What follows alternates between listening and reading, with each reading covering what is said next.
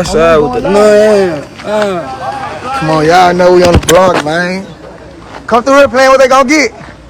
Nowhere. Come through here playing what they gonna get. Where can you run? Nowhere. You can't even go out the gate. No rap. Like you can't even come out the gate. Come through here playing what they gonna You can't get. even replay face. What they gonna get. You can't even replay face. Come through here playing what they gonna get, man. I'm shooting nigga ass back with think I'm lacking. No rap. Damn, my bad, little joke. Damn. That boy just that man shot And me in Blue the say, nose. fuck it, I'ma get you. One way in, one way out. Where you gonna go? Where you going? Switch it out. I'm shooting the ass back with think I'm lacking. Been on the block so long that I lacking. 23. Put a boss on the Glock, not that whole shit fast. Hey, where you finna go, quick? Hey, where you finna go? Where you finna Fuck go? that cousin, we love spinning. Hey, look, quick, where you finna go? Only her. Hey, where you finna go? Where you finna go? Hello, everyone.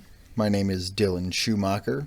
This is the Citadel Defense channel, and this is the Knight Rider episode. If you're unfamiliar with these episodes, these are the long-form episodes where we get a little bit more philosophical, a little bit more long-form. May or may not have to do directly with gun stuff. And we'll take some time. We'll simmer in it. We'll think about it. We'll be, like I said, philosophical. So sit back, light up your cigar, and come on a little journey with us as we think about things deeply. So, that clip that I played in the beginning of this, I found that on Twitter somewhere or another. And I watched that, and I had a couple different thoughts. The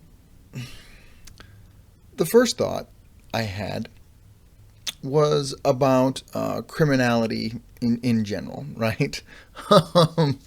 So, you know, in this little clip, right, all these guys are showing off their guns and flashing them around, and several of them have the full auto Glock switch on it there, you know, and showing off their ARs with the duct tape magazines and no sights on it, which was my personal favorite. And then a lot of people are showing off their Glocks, and I think they're trying to show it like they have a switch. You know, they're showing the back of the slide, but there's no switch there. So I'm not sure if that's just like the thing that they think you're supposed to do, or they think they have a switch, or they want you to think they have a switch.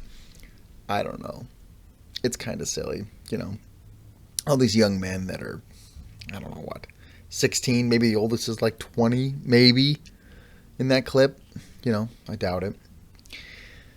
And I thought about that, and a couple proverbs came to mind for me. Proverbs 16:29.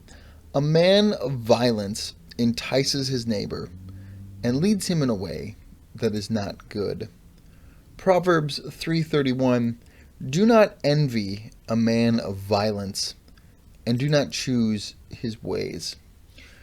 Proverbs 1, starting in verse 10. I'll just kind of read a couple verses here. My son, if sinners entice you, do not consent. If they say, come with us, let us lie in wait for blood. Let us ambush the innocent without reason. Like Sheol, let us swallow them alive and whole. Like those who go down to the pit. We shall find all precious goods. We shall fill our houses with plunder.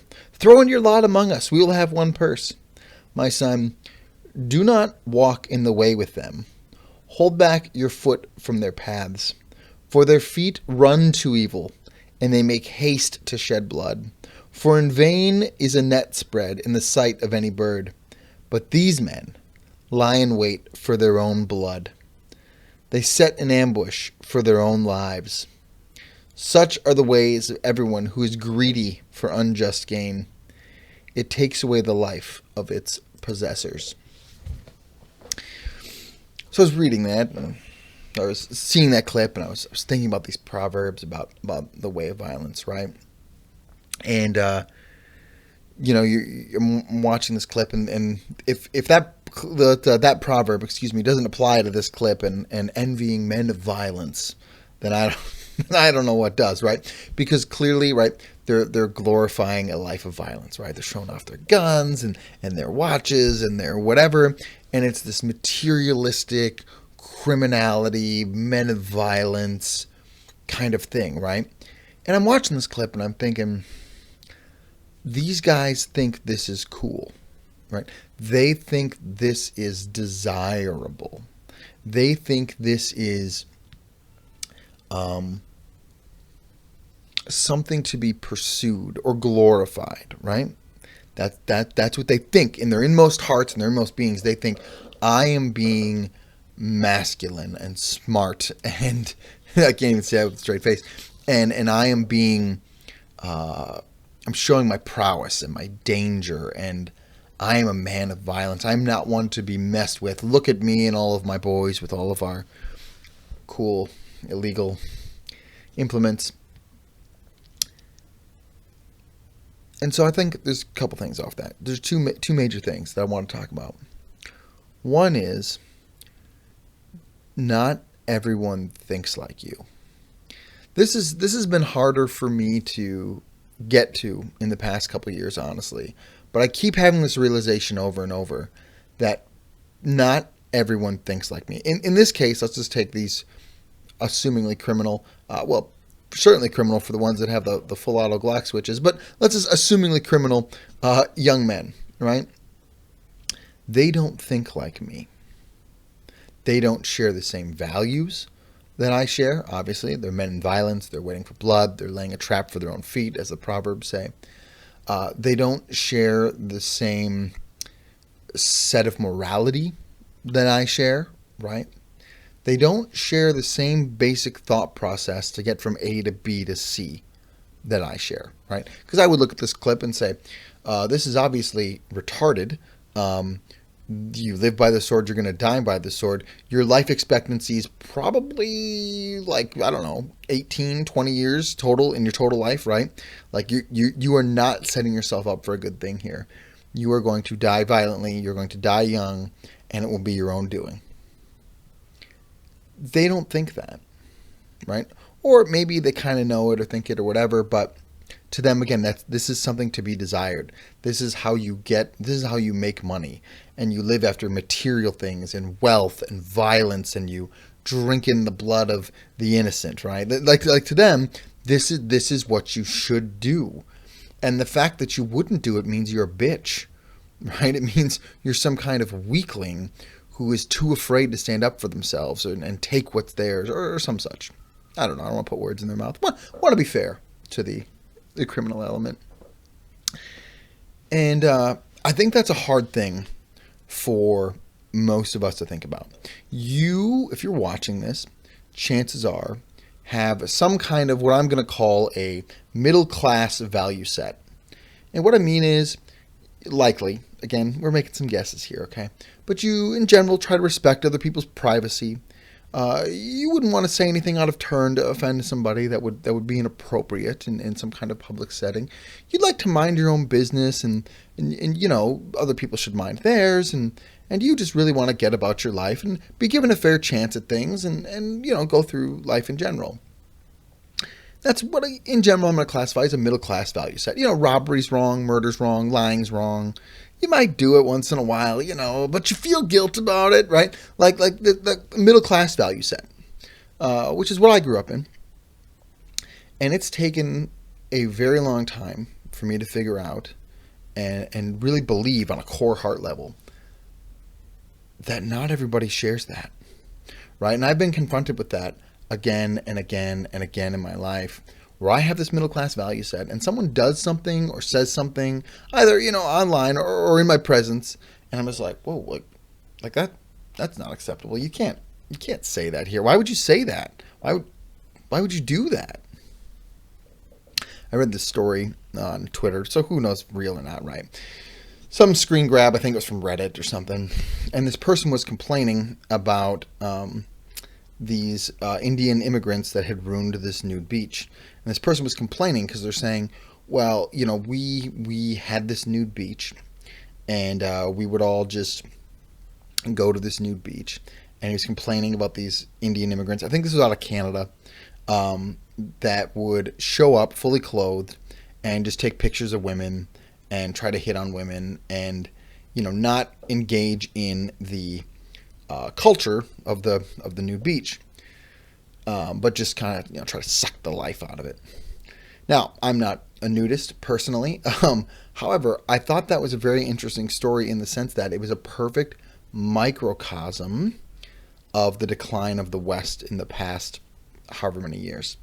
And I'm not picking on Indians. I'm just saying there is this there's a clash of cultures there, right? There's a clash of cultures there. And not only does not everyone think like you, but there are value systems around the world that are in complete opposition, right? You can look at this and you can be like, well, these young criminal men in this clip that I showed are animals, and they're monsters, right? And they're just lying in wait for innocent blood, like we said, and just horrible people. Or you can look at these alleged immigrants in this Canada example, alleged, who knows if it's real, and say, oh, how could they just do that and be so grotesque, and if you don't want to be a nudist, that's fine, just don't go to the beach, but you can't go there and take pictures of naked women. That's obscene, right? Your middle class values just immediately revolt against that. Even if you think nudism is kind of stupid or weird or immoral or whatever, the idea of taking advantage of that, it immediately strikes you as wrong, right? Or I saw a clip, I think it was out of England, of some other immigrant to England talking about how he gets free food for the week. And then he goes on in this TikTok video that he makes to talk about how he goes to all the food shelves and just gets food. It's all free food. So he goes to the food shelf and gets free food. This guy's in a university in England somewhere, right? And well, it's free and it's there. And so I just take the food and now I don't have to pay for groceries, right? Completely clashing with the cultural, moral foundation on why we have a food shelf, right? Why do we have food shelves? Well, we created food shelves for those who are less fortunate, right? If you don't have the money or the means, there is a place you can go so that you can still get food, right?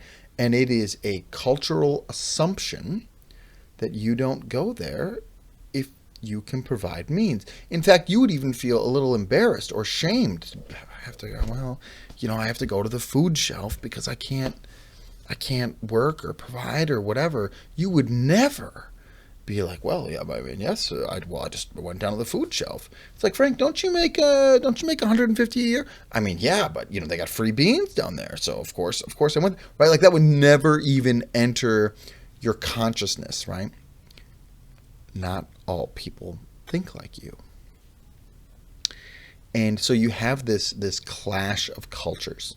Again, there's the criminal element thing. They don't think like you. Criminals do not think like you. And then you have the multicultural cultures across the world clashing thing that you're seeing a lot in the West as different diversities come in.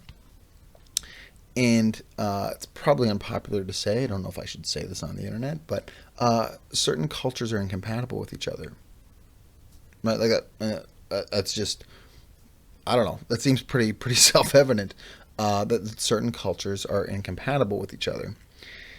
And so, again, not everyone thinks like you. And I think this is one of the downfalls of leftistism, liberalism in general, is that you have well-meaning people, right? We'll just take white middle-class liberal ladies who thinks that everyone thinks like them and shares the same values they do.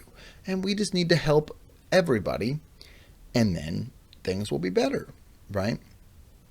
Instead of saying, hold on, wait a second, who are these people that we're letting, what values are they assenting to?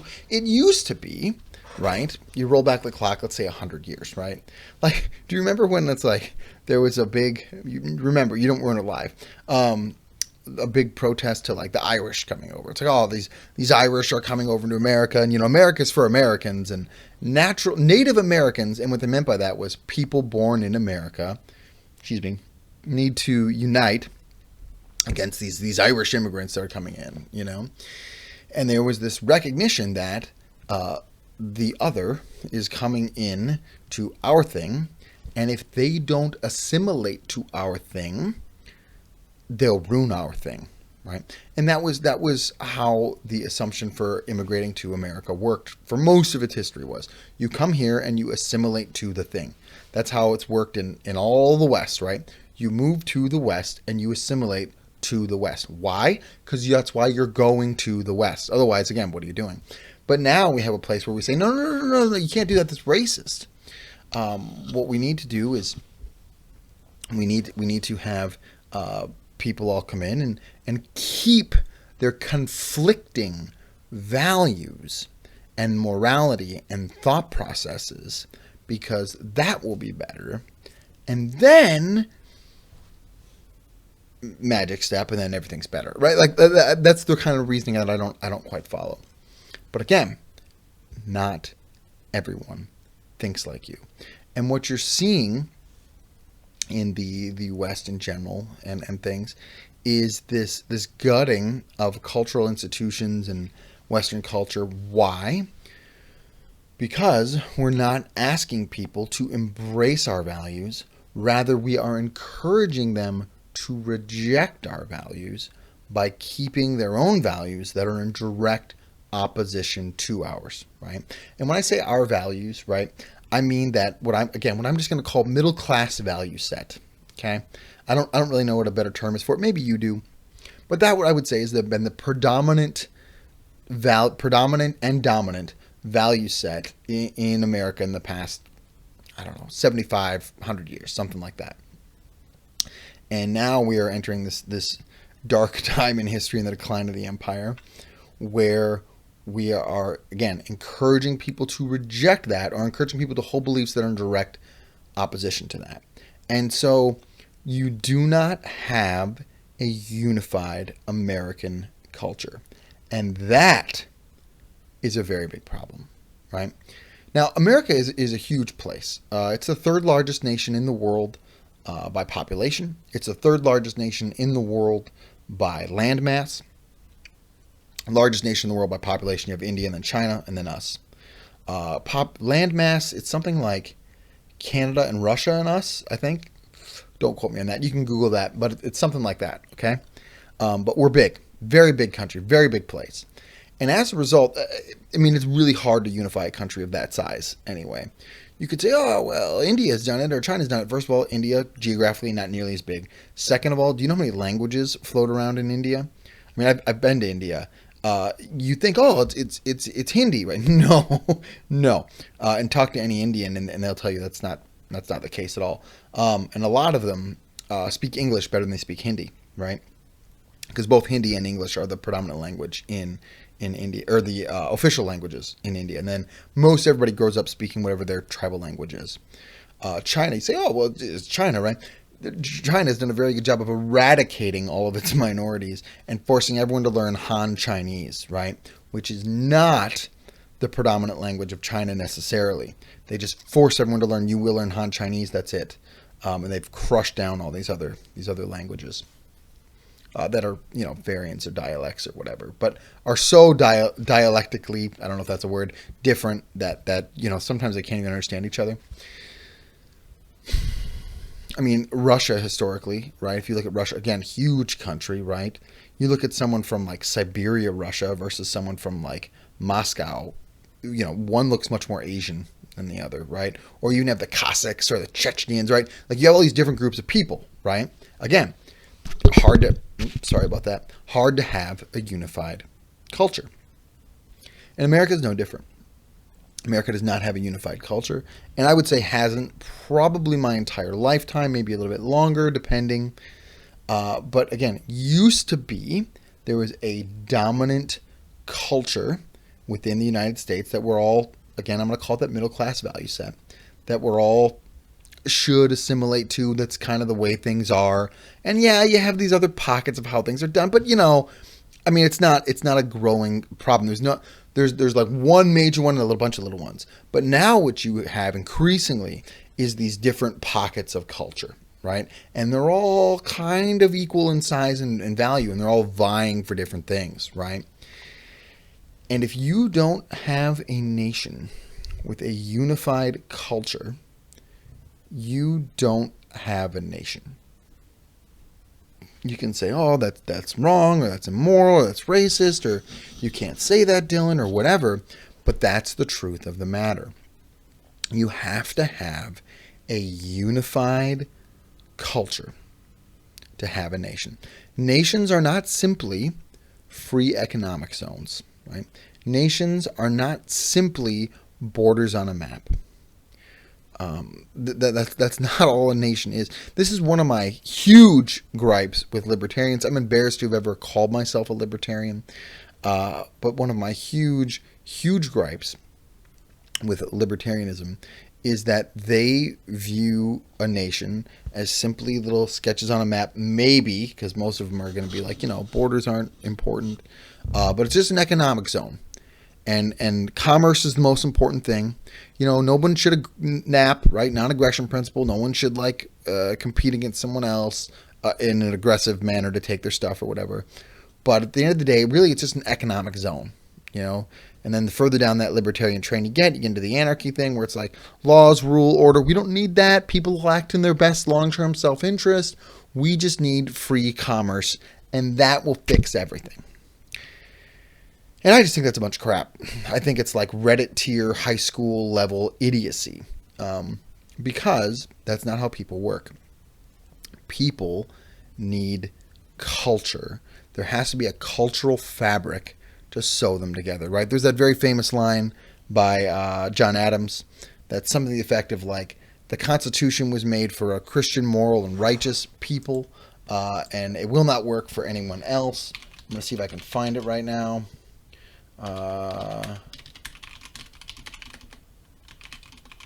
Sorry, let's see if we can find this here. Our Constitution was made only for a moral and religious people. It is wholly inadequate to the government of any other.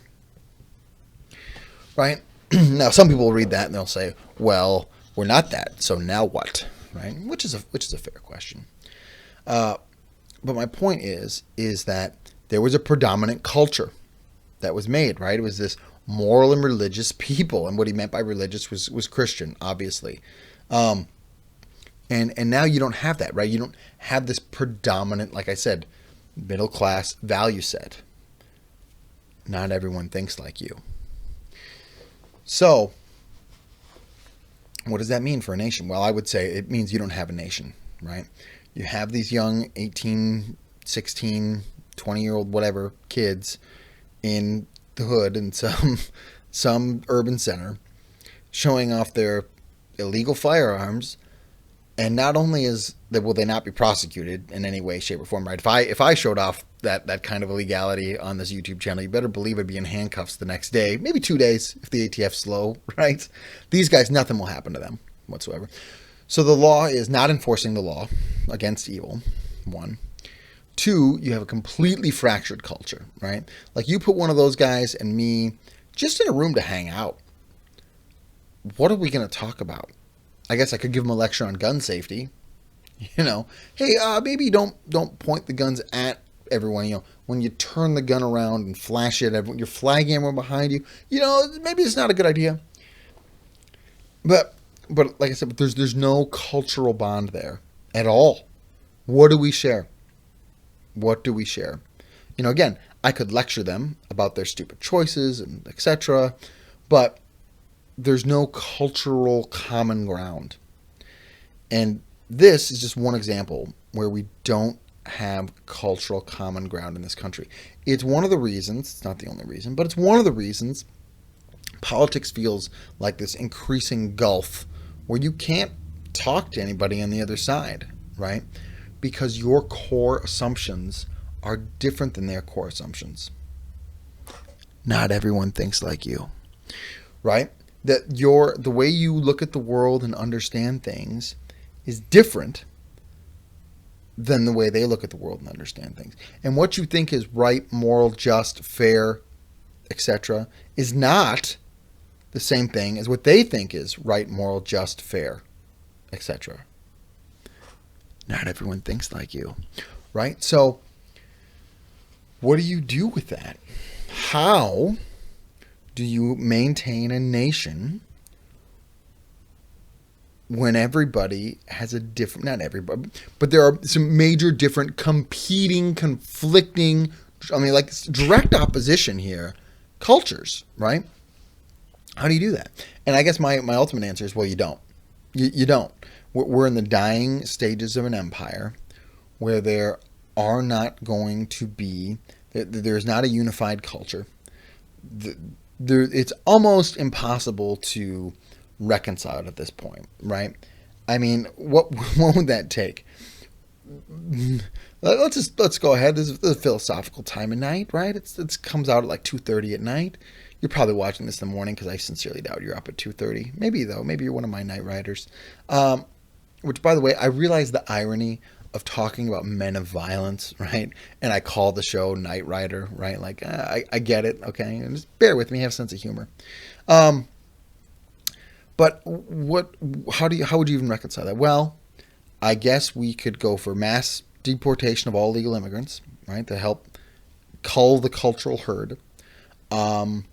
We could radically talk about how we're going to do public education, either eliminate it entirely or radically make it like pro-America, enforce those middle-class values in school, right? Like, that's it. These are the values. This is how we're going to be citizens in this country. We could reinstate a robust historical, moral history and civics kind of course, talking again about this is our history and this is where we get our values from and this is what makes us Americans and these are the ideals of the nation to live up to, right? Like, you could do that. But I mean, just as I'm describing this, do you think that's going to happen? What would it take for that to actually happen, right? I mean, can you imagine in America where that would happen at this point? Because I can't, right? Like, even if the big T man, right, gets into the office, is he going to do that? No. So, what are you left with? Well, you're left with a bunch of competing, conflicting cultures where everybody's going to be loyal to their tribe, however they define that. Maybe by ethnic lines, maybe by, ethnic race lines, maybe by philosophical thought lines, maybe by geographic location. I don't know. There'll be a bunch of different ways people are going to cut that line. But they'll be loyal to whatever that tribe is. And then you're going to see this continuing fracturing of America as it just drifts apart. And the federal government will be clawing desperately for some power here and there, but that's just going to continue to diminish as everybody continues to fracture into these areas, right? And you'll have, again, inner city areas that are completely alien to something like rural Idaho, right? And that's it. That's gonna be the end of our nation. That's what I expect the rest of my life to be. These continuing drifting apart into these different cultural centers. And so what I want to ask you is, what do you want your cultural center to be? Now, again, you're watching this. We're 27 some minutes in, so if you're still here, congratulations.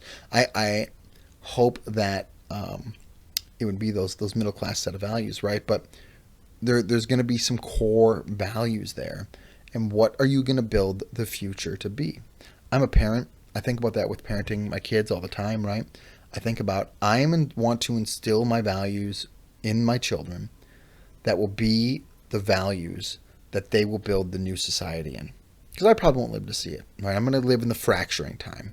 And then after my lifetime, there will come a time when there's the next thing. Whatever that is. If that's a new nation, if that's a bunch of little nations, which is probably the most likely my personal opinion. Whatever that is, there'll be something after. How are we preparing for, how are we building for the after? Because what I know right now is not everyone thinks like me. And I would like to have a future where everyone does think like me, right? Where we can have what's called a high trust culture, right? This is a term I learned a couple of years ago. I think it's a great term. In a high trust culture, everybody has that shared set of values, right? And so, well, of course, you're not just going to go to the nude beach to take pictures because we live in a high trust society, right? You don't need to lock your doors necessarily because it's a high trust society and everybody knows that stealing is bad. Japan's a great example of one of the last maybe high trust societies in the world, right? Like I saw some video, I don't know, again, it's on the internet, so whatever, but months ago or whatever, where someone had like dropped their cash in the middle of a crowd in Tokyo. And everybody stops and picks it up to give back to the person, right? High trust society.